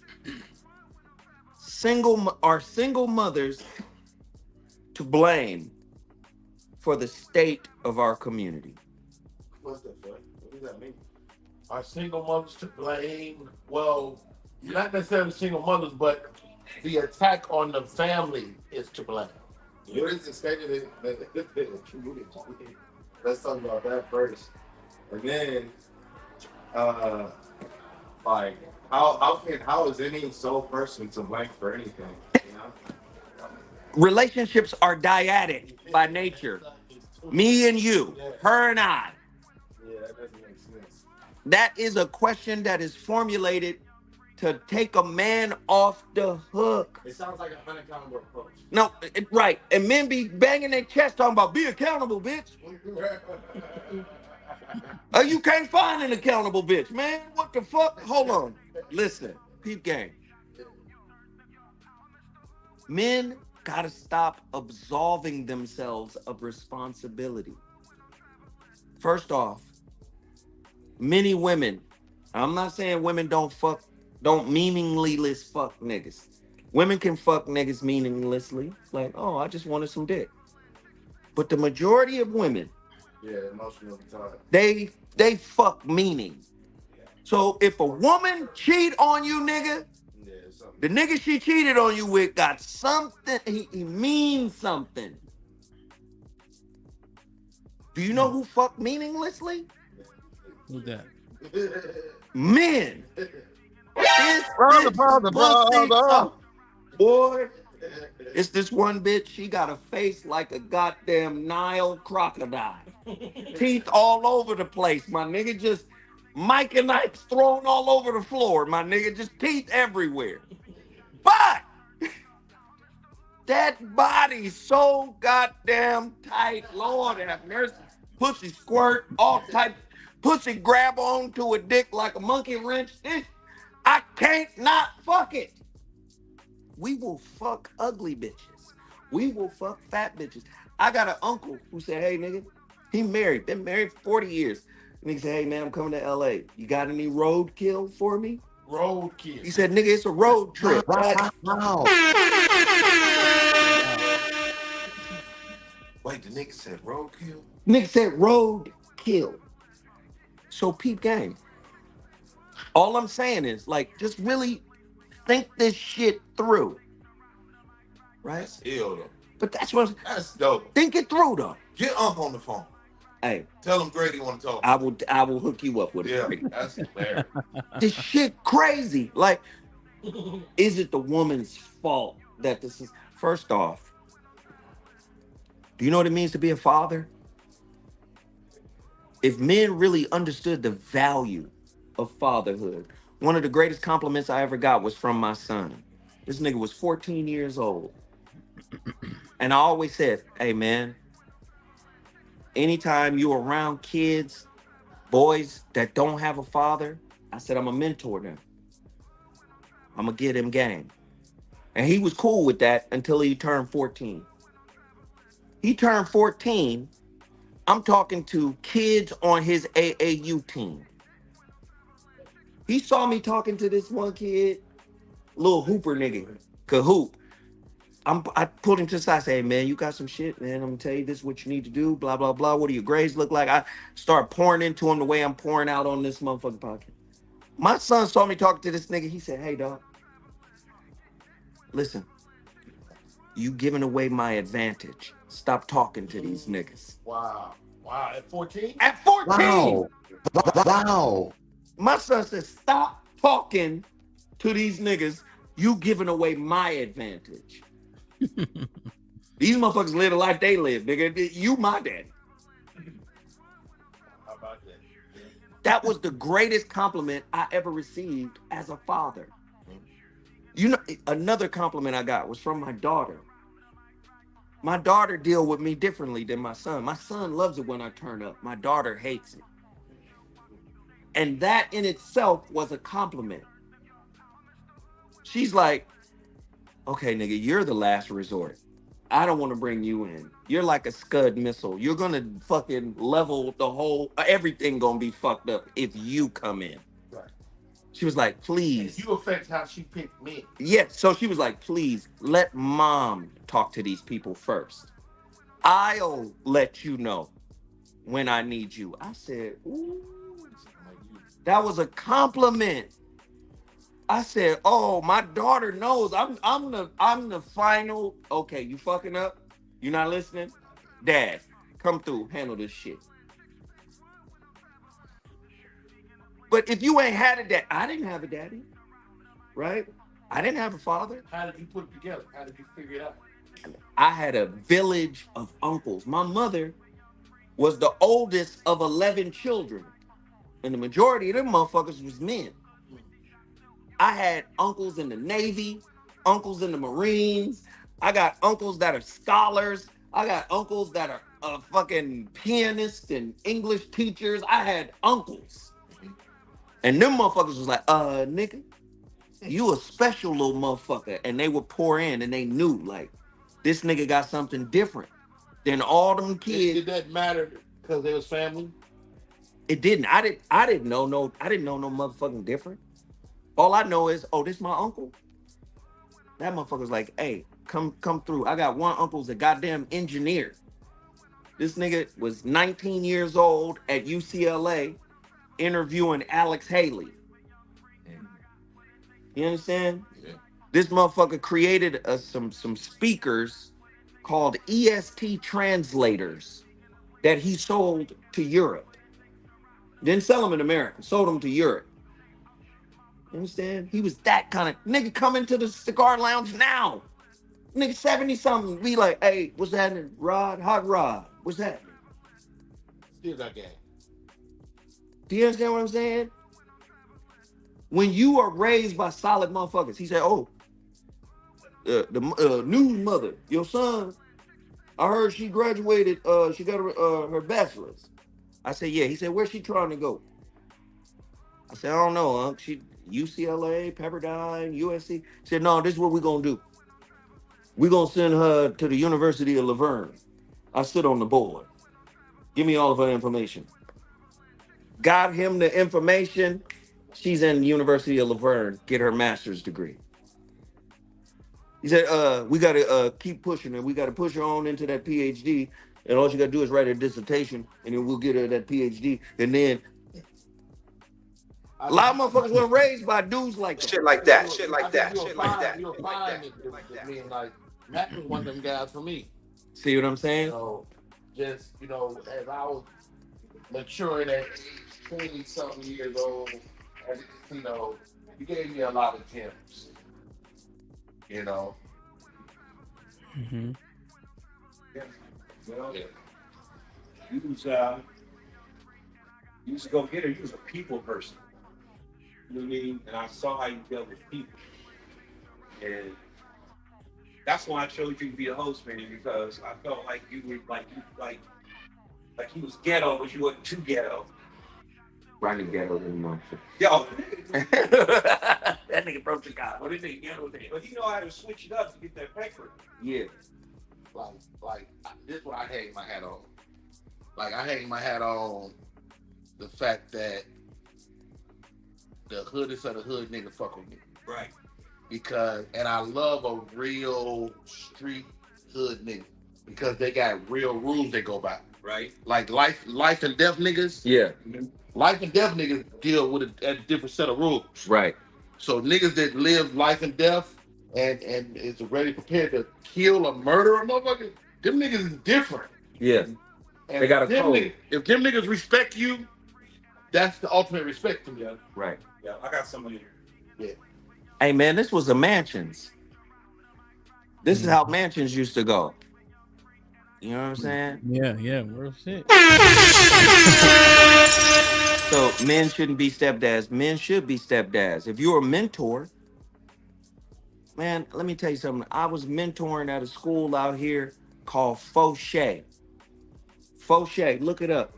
Shit off Exposition. Let me Let me tell them this real quick. Let me tell. That shit is on Exposition. South Central. That shit is surrounded by 74 different hoods, different gang sets. All them kids that came to that school had gang affiliation. I'm dealing with these young men every fucking day. At least 20 of they mamas. Pull me to the side. Mr. Williams, please beat this nigga's ass if you need to. That I ain't never seen my son respect a man. That motherfucker respect you. Please focus on my son. If you gotta pull that nigga to the side and shake his ass up, do it for me, please. That's a mentor. Yeah. Do you understand? That's what a stepfather is. That's what Shaq's stepfather was. Do you understand? But Men. do you as the mentor choose the mentee, or does the mentee choose you? Sometimes life chooses the mentee.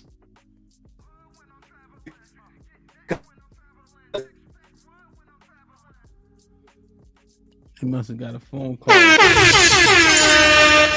Get the likes up. Get the like. All right, let me see. Looking at a motherfucker, he can see a piece of himself. Yes. Let me holler at this little motherfucker. I see something. He can go somewhere. Choose the mentee. Sometimes the mentee chooses the mentor because the mentee can see what he wants to be. And life will put you two motherfuckers in the same place at the same time to recognize each other.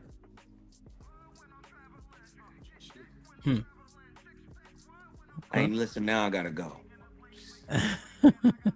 Hey man, I hope we got some game out this motherfucker. This was a Mansions right here. Hey Grady, tell them about our event on Grady May was 10th. popping. Hey, you don't want to, hey, listen here. You in LA, you don't want to miss out, man. Grady weekend, May 10th, May 11th.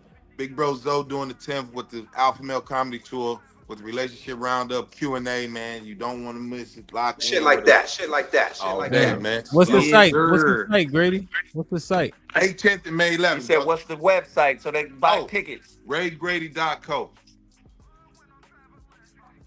All right. RayGrady.co. I just dropped the link in the chat. It's still 330 people here.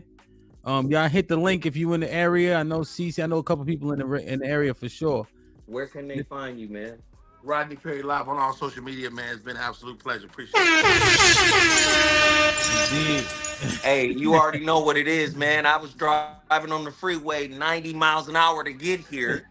Shit like that. I Shit was like gonna- that. Shit like I that. was gonna do it at my girl's house, but I was like, that shit is a little too intimate. Indeed, You know what I'm saying? man. No, you know how if you at your girl house, right? They see you doing some shit. They gotta speak on. Do you want some more?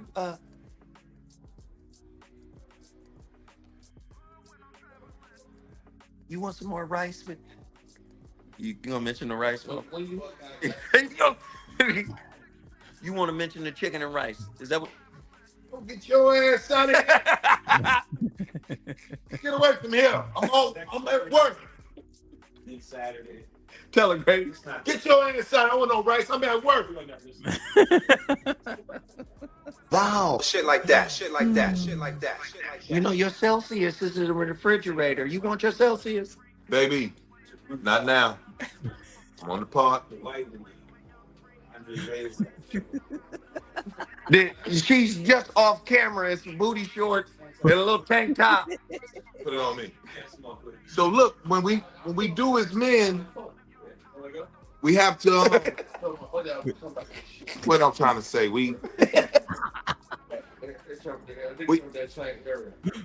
I'm sorry, I got sidetracked. Hit the link in the bio. Yo, get your ass down in the other room. They know what they be doing. It's real conversation out here. They know. Hey man, I appreciate you having me on, man. Thanks for letting me do this, man. This was great, bro. Send So me the link. Appreciate you. I'm gonna lock in with you for sure. I'll send it to you tomorrow. The whole All right, thing. for sure. All right, I Easy, appreciate man. y'all. Salute. Be safe. Do the right thing. Deuces. Easy. Damn, man. Perfect. Like, share, subscribe, tell a friend, tell a friend. Hit that like button right now if you can. That helps the channel the most. I'm gonna drop